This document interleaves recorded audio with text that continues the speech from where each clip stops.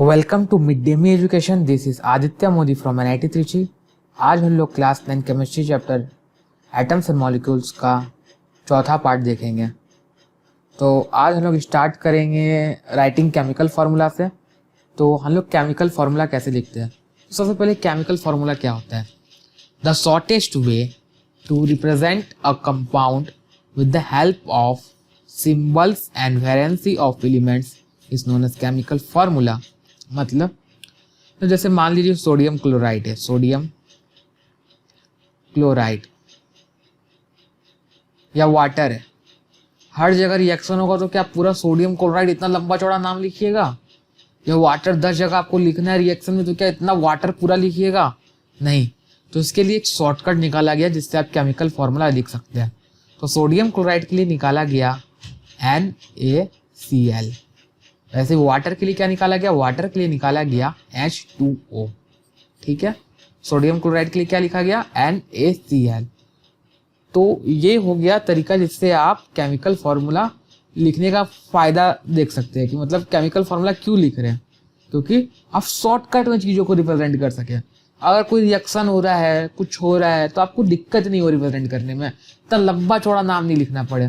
क्योंकि हर जगह आप सोडियम क्लोराइड लिखने जाएंगे तो पूरा पेज कितना भर जाएगा? आधा पेज का काम आपका 2 पेज में होगा अगर सब केमिकल का नाम ऐसे पूरा पूरा लिखने लग गए तो। ये तो सोडियम क्लोराइड बहुत ही आसान नाम है, बहुत जैसे पॉलीएटॉमिक आयंस कैटायंस का जो बना हुआ होता है एनायंस कैटायंस का, उसमें तो बहुत बड़ा बड़ा नाम होगा। ठीक है। तो रूल्स क्या है लिखने का? तो सबसे पहले कुछ बातों का ध्यान रखना है और वो ऑटोमेटिकली उस बातों का ध्यान रखा जाएगा जब मेरा दिया हुआ, या मेरा दिया मतलब जो एनसीईआरटी में प्रिस्क्राइब्ड मेथड है, अगर वो मेथड से आप केमिकल फॉर्मूला लिखेंगे तो अपने आप ये बातों का ध्यान रखा जाएगा। मगर वो कौन सा बात है जिसका ध्यान रखा जाता है? पहला कि बैलेंसी और चार्जेस जो होता है वो बैलेंस होना चाहिए। ठीक है। टोटल वैलेंसी और चार्ज जो बैलेंस होना चाहिए। और सिंबल्स ऑफ मेटल जो हमेशा पहले लिखा जाता है ऑन द लेफ्ट, और जो नॉन मेटल है उसको राइट में लिखा जाता है। ठीक है। नॉन मेटल का सिंबल जो है उसको राइट में लिखा जाता है। जैसे एग्जाम्पल ये है आपका कैल्शियम ऑक्साइड, ये O बड़ा होगा, CaO। ठीक है। तो मेटल को लेफ्ट में लिखा गया पहले और नॉन मेटल को राइट में लिखा गया। जैसे ये आयरन सल्फाइड, आयरन को पहले, इधर इसको बाद में। सोडियम क्लोराइड, सोडियम को पहले और क्लोराइड को बाद में। और फिर तीसरा है when compound is formed with polyatomic ions then ion is enclosed in parenthesis means in bracket, in a bracket before writing the number of molecules. मतलब जैसे ये देखिए CaO2 OH2, तो इसमें OH जो है, OH माइनस जो है, जैसे ये Ca2 प्लस और OH माइनस का बना हुआ है, ये एनायन हुआ, ये कैटायन हुआ। ठीक है। तो OH माइनस जो है ये पॉलीएटॉमिक है, मतलब मोर देन 1 एटम का बना हुआ है ये एनायन। ठीक है। तो इसको जब भी लिखिएगा ब्रैकेट में लिखिएगा इसका नंबर ऑफ एटम। तो CaOH इसको ब्रैकेट दीजिए फिर 2 लिखिए।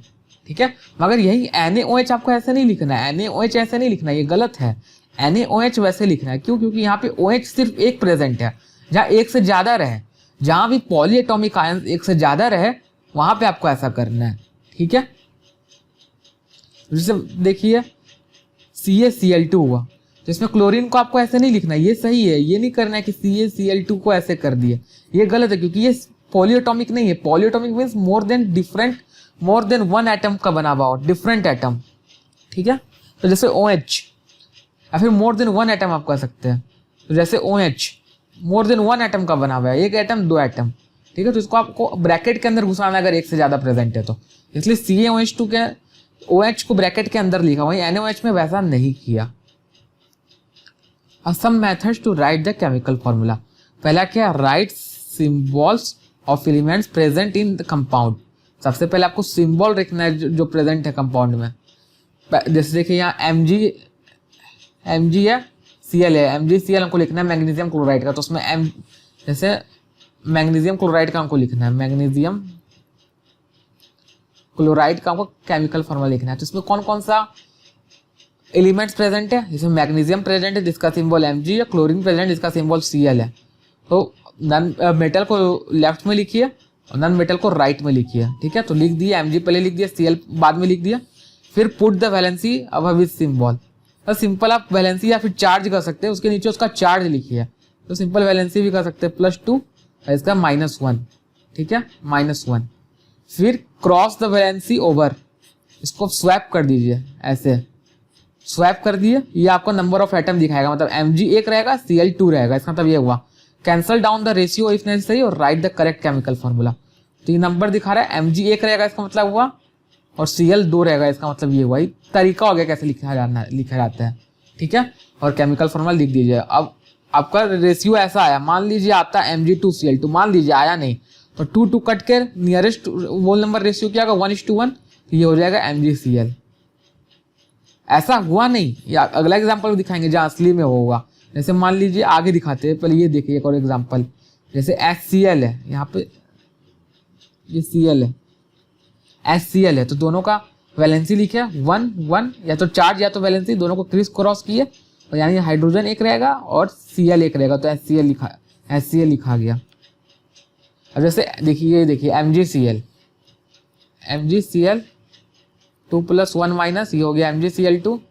जैसे Ca कैल्शियम ऑक्साइड लिखना है, तो कैल्शियम प्रेजेंट है और ऑक्सीजन प्रेजेंट है, तो Ca और लिखा, इसका वैलेंसी +2 या चार्ज +2, इसका -2, क्रॉस किए, इसका मतलब ये होना चाहिए कि Ca2 और O2 लिखना चाहिए, मगर क्या बोले, सिंपलेस्ट रेशियो लिखना है, 2/2 1 से कट जाएगा, 1 से कट जाएगा, तो सिंपलेस्ट रेशियो क्या आएगा, CaO, ये होगा केमिकल फॉर्मूला, ठीक है। ऐसे देखिए CuNO3, ठीक है, कॉपर नाइट्रेट, CuNO3, Cu का है 2+, NO3 का है 1-, क्रॉस किए, क्रॉस, मतलब Cu 1 प्रेजेंट रहेगा, ठीक है, 1 प्रेजेंट रहेगा, NO3 2 प्रेजेंट रहेगा, तो NO3 पॉलीएटॉमिक है तो 2 रहेगा, तो ब्रैकेट में लिखेंगे, तो ये हो गया, ठीक है। जैसे CaCO3, तो Ca कैल्शियम कार्बोनेट, तो कैल्शियम का लिखे और कार्बोनेट का लिखे सिंबल, कार्बोनेट का लिख लिया और कैल्शियम का लिख लिया सिंबल। अब इसका चार्जेस लिखे, अब क्रॉस किया, मतलब Ca 2 रहेगा, CO3 2 रहेगा, तो ऐसा होना चाहिए Ca2 CO3 का वोल 2, अगर 2 कट के सिंपलेस्ट रेशियो में आ जाएगा CaCO3।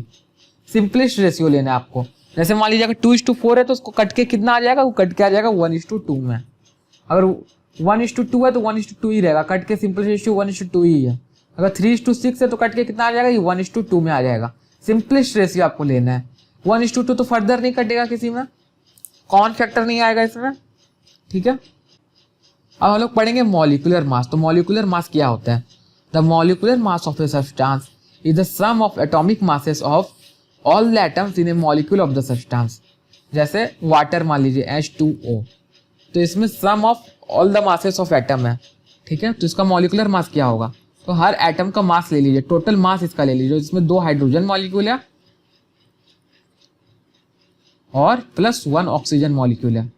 टोटल मास क्या होगा, 2 × mass of 1 hydrogen atom 1U plus 1 × mass of 1 oxygen atom 16U, तो इक्वल्स टू 2U + 16U, तो इक्वल्स टू 18U। इसका टोटल मास वाटर का 1 वाटर मॉलिक्यूल कितना हो गया, 18U। तो समझे मॉलिक्यूलर मास क्या होता है, the molecular mass of a substance is the sum of atomic masses of all the atoms in a molecule of the substance, ठीक है। अब formula unit mass, formula unit mass क्या होता है, it is the sum of atomic masses of all the atoms present in a formula unit of a compound. इसका मतलब क्या हुआ, ये जैसे मॉलिक्यूलर मास होता है वैसे ही फॉर्मूला यूनिट मास होता है, बस फॉर्मूला यूनिट मास आयोनिक कंपाउंड के लिए यूज होता है। आयोनिक कंपाउंड क्या हुआ, आयोनिक कंपाउंड वो कंपाउंड हुआ जो कैटायन और एनायन से मिलकर बनता है, ठीक है। Formula unit mass is calculated, देखिए यहाँ लिखा हुआ, in same manner as we calculate the molecular mass we use the what formula unit for the substance which constitutes particles और आयंस। जिसका आयन से बना हुआ था उसको हम लोग फॉर्मूला यूनिट मास कहते हैं। ये एक तरह मॉलिक्यूलर मास ही है, जैसे NaCl, ये जो मॉलिक्यूल है आयन से बना हुआ है Na+Cl-, तो सिंपली इसका जो मॉलिक्यूलर मास होगा उसी को हम लोग फॉर्मूला यूनिट मास कहेंगे। इसलिए कि वो इसका मॉलिक्यूलर मास क्या होगा, सोडियम का एक एटम है, क्लोरीन का एक एटम है, दोनों का मास को सम कर दीजिए तो 58.5U आया। ये इसका मॉलिक्यूलर मास को ही हम लोग फॉर्मूला यूनिट मास कहते हैं। ये सिर्फ आयोनिक कंपाउंड के लिए एक नया नाम रख दिया, फॉर्मूला यूनिट मास। अब मोल कंसेप्ट जो है हम लोग अगला क्लास में पढ़ेंगे। इस चैप्टर का लास्ट टॉपिक है, बहुत इंपॉर्टेंट टॉपिक है, इसको लोग बहुत ही अच्छा से जानेंगे और इससे रिलेटेड इंपॉर्टेंट न्यूमेरिकल्स भी करेंगे। तो आज का क्लास यहीं समाप्त करते हैं। आप लोग इस चैप्टर का नोट्स जाकर डिस्क्रिप्शन में डाउनलोड कीजिए, उसका रिवीजन कीजिए, क्योंकि जो मैंने पढ़ाया है उसको रिवाइज करने से कंसेप्ट आप लोग को बहुत मजबूत हो जाएगा। क्योंकि अभी पढ़ाया हो सकता है कुछ दिन बाद वो आप भूल जाए, तो वो रिपीट करेंगे तो आपको अच्छा से दिमाग में रहेगा, ठीक है। उसको फिर आप कहीं एग्जाम हुआ या फिर आपको कभी काम पड़ा उस चीज़ का, कोई क्वेश्चन वगैरह सॉल्व कर रहे हो, उस कंसेप्ट का काम पड़ा है, कोई फॉर्मूला लिख रहे हैं या एनसीईआरटी का क्वेश्चन सॉल्व कर रहे हैं तो काम आएगा, ठीक है। तब आज का क्लास यहीं समाप्त करते हैं, धन्यवाद।